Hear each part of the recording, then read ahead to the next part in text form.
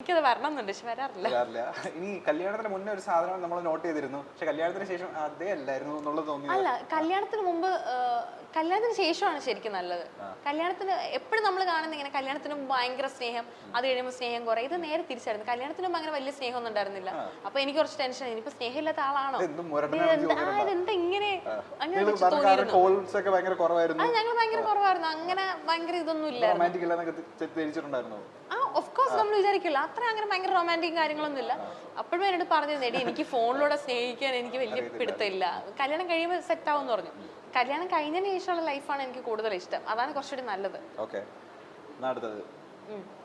ചോദിച്ചോ. നേരെ തിരിച്ച് ഇഷ്ടമില്ലാത്ത സാധനം എന്താ സജിനില്? പെട്ടെന്ന് ദേഷ്യം വരും. അതാണ്. പക്ഷെ ഈ നാട്ടുകാർ കാണുന്ന സമയത്തൊക്കെ ഇദ്ദേഹം ഒട്ടും ഭയങ്കര കൂളായിട്ട് ഈ പറഞ്ഞ പോലെ ഭയങ്കര പൂജയെ പോലെ സംസാരിക്കുന്നപ്പോൾ ഒരിക്കലും ചിന്തിക്കുന്നില്ല ദേഷ്യം വരുമെന്നോ? ഇല്ല, പെട്ടെന്ന് ദേഷ്യം വരും. എന്നാൽ കാര്യമുള്ള കാര്യത്തിന് ദേഷ്യം വരത്തില്ല, ചെറിയ എന്തെങ്കിലും കാര്യത്തിനായിരിക്കും. ചില വ്ളോഗൊക്കെ എടുക്കുന്നതിന് തൊട്ട് മുമ്പ് ഞങ്ങളിങ്ങനെ വടിവാളും വെട്ടുമൊക്കെയായിട്ട് നിന്ന് വഴക്കൊണ്ടൊക്കെ ആയിട്ട് ഹായ് ഹലോ എന്നൊക്കെ പറഞ്ഞിട്ട് നിൽക്കുന്നത്, അത് പെട്ടെന്ന് കളയും.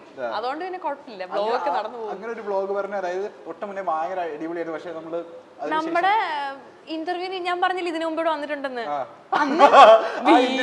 ഭീകരവഴക്കെന്ന് വെച്ചാൽ ഞങ്ങള് കാറിൽ വരുന്ന വഴിക്കൊരു വഴക്കാ, ഡോറ് വരെ ഞാൻ അടച്ചിട്ടാണ് ഞാൻ ഇറങ്ങി വന്ന് ഇന്റർവ്യൂവിനിരുന്ന് ചിരിച്ചോണ്ടിരുന്നത്. അതെ, അത് ആള് ആ സമയത്ത് ആ ഒരു നേരം മതി, അപ്പോഴേക്കത് മറക്കും. പക്ഷെ ഞാൻ ഉള്ളിൽ വെച്ചോണ്ടിരിക്കും. നന്നായി, ചില നേരത്ത് നമുക്ക് വലിയൊരു അനുഗ്രഹമാണ്. ഇനി ഇഷ്ടപ്പെട്ട ഫേസ് ഫീച്ചർ നമ്മളുടെ സജിൻ്റെത് എനിക്ക് ചളുക്കാച്ചി മൂക്കായതുകൊണ്ട് എനിക്ക് നല്ല ഷാർപ്പ് നോസ് ഉള്ള ഒരാളെ വേണമെന്ന് ആഗ്രഹമായിരുന്നു. നോസ് നല്ല ഷാർപ്പാണ്. പിന്നെ എനിക്ക് എൻ്റെ കല്യാണത്തിന് എനിക്ക് ഡിമാൻഡബിൾ എന്ന് പറയുമ്പോൾ എനിക്ക് നല്ല ഹൈറ്റ് ഉള്ളവരെ ഭയങ്കര ഇഷ്ടമാണ്. അപ്പം ഞാൻ ആരും മാട്രിമോണിയിൽ കൊടുത്തിരുന്നു, ആ സമയത്ത് ഞാൻ 6 feet കൊടുത്തിരുന്നത്. ഞാനില്ല, എനിക്ക് അത്ര ഹൈറ്റ് വേണമെന്നായിരുന്നു എൻ്റെ ആഗ്രഹം. അപ്പൊ കറക്റ്റ് ആ ഹൈറ്റ് കിട്ടി. എനിക്ക് 5.5. സജിനെ ഏറ്റവും കൂടുതൽ സങ്കടപ്പെടുത്തുന്നത് ഡാഷനാണ്, അല്ലെങ്കിൽ ആൾക്ക് ഏറ്റവും കൂടുതൽ ഇമോഷണൽ ആക്കുന്നത് ആളെ ഡാഷാണ്? ആളെ ഏറ്റവും കൂടുതൽ ഇമോഷണൽ ആക്കുന്നത്, അങ്ങനെ ഇമോഷണലി പെട്ടെന്ന് ഡൗൺ ആവുന്ന ഒരാളല്ല. അങ്ങനെ ഇമോഷണൽ ആക്കുന്നത് ഇപ്പം എനിക്ക് തോന്നുന്നു, ഇപ്പം എന്നെയോ അല്ലെങ്കിൽ പപ്പ അമ്മ പെങ്ങള് ഞങ്ങളെ 4 പേരെ ആരെങ്കിലും എന്തെങ്കിലും പറയുകയോ അങ്ങനെ എന്തെങ്കിലും ചെയ്താൽ മാത്രമേ ഒരു ഇമോഷണലി ഡൗൺ ആയിട്ട് ഞാൻ കണ്ടിട്ടുള്ളൂ. അല്ലാണ്ട് അങ്ങനെ ഡൗൺ ആവുന്ന ഒരാളെ അല്ല.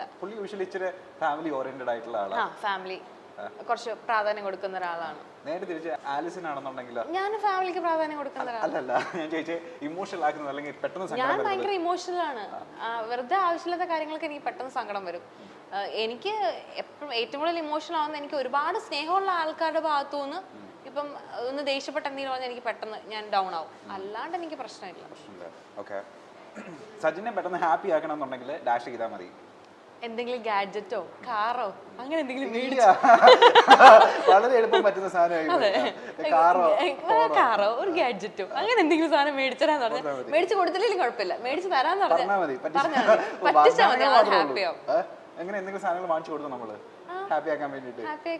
ഫസ്റ്റ് ബർത്ത്ഡേക്ക് ഞാൻ എന്താ കൊടുത്ത, മാക്ബുക്ക് കൊടുത്തു. സെക്കൻഡ് ബർത്ത്ഡേക്ക് ഇപ്പോ iPad M2 കൊടുത്തു. പണക്കാരിയാണല്ലോ.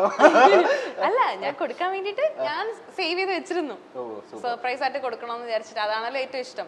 വേറെ നമ്മൾ എന്തെടുത്തിട്ട് കാര്യമില്ലല്ലോ, ഇഷ്ടമുള്ള സാധനം കൊടുക്കണ്ടേ. ലക്ഷറി കാർ എന്തെങ്കിലും എടുത്തോ? ഞാൻ BMW എടുത്തായിരുന്നു. അതെങ്ങനെ യൂട്യൂബ് ഒക്കെ സ്റ്റാർട്ട് ചെയ്തതിനു ശേഷമാണോ? കല്യാണം കഴിഞ്ഞതിന് ശേഷം യൂട്യൂബ്, കല്യാണത്തിന് ജസ്റ്റ് ഒരു 1-2 ആഴ്ചക്ക് മുൻപ് യൂട്യൂബ് തുടങ്ങി. അപ്പൊ കല്യാണം യൂട്യൂബിലൂടെ ആയിരുന്നു. അതിനുശേഷമായിരുന്നു കാർ എടുത്തത്. നിങ്ങൾ സ്വപ്നത്തിലെങ്കിലും വിചാരിച്ചു എന്തോ ഇത്രയും വളർച്ച ഉണ്ടാവുമെന്ന്? ഞാൻ ഒരിക്കലും വിചാരിച്ചിരുന്നില്ല. ഇല്ല, ഞാൻ ഒരിക്കലും വിചാരിച്ചിരുന്നില്ല. ഇപ്പം കാറാണെങ്കിൽ പോലും എനിക്കങ്ങനെ ഇന്ന കാറ് വേണം. ഒന്നാമത്തെ എനിക്ക് കാറിനെ പറ്റുന്ന വലിയ ഐഡിയ ഇല്ലാത്തൊരു കൂട്ടത്തിലായിരുന്നു. അതുകൊണ്ട് എനിക്ക് ഇന്ന കാറ് വേണം, ലക്ഷറി ലൈഫ് വേണം, എനിക്ക് അങ്ങനെയുള്ള ആഗ്രഹങ്ങളൊന്നും ഉണ്ടായിരുന്നില്ല. പക്ഷേ എന്തോ ആ സമയത്ത് എല്ലാം ഒത്തു വന്നപ്പോൾ അങ്ങ് എടുക്കുകയായിരുന്നു. ഇപ്പോഴും അതുകൊണ്ട് എപ്പോഴും ഞാൻ ആ കാറിൽ കയറുമ്പോൾ അറിയാണ്ട് ദൈവത്തിന് നന്ദി പറയും. കാര്യം നമ്മൾ പ്രതീക്ഷിക്കുക ലൈഫിൽ ഞാൻ ആഗ്രഹിച്ചിട്ട് പോലും ഇല്ലാത്തൊരു സാധനമായിരുന്നു. അത് പെട്ടെന്ന് കിട്ടിയപ്പോൾ എൻ്റെ ഒരു വലിയ ബ്ലെസ്സിങ്ങിന്റെ ലിസ്റ്റിൽ ഒന്ന് അതാണ്.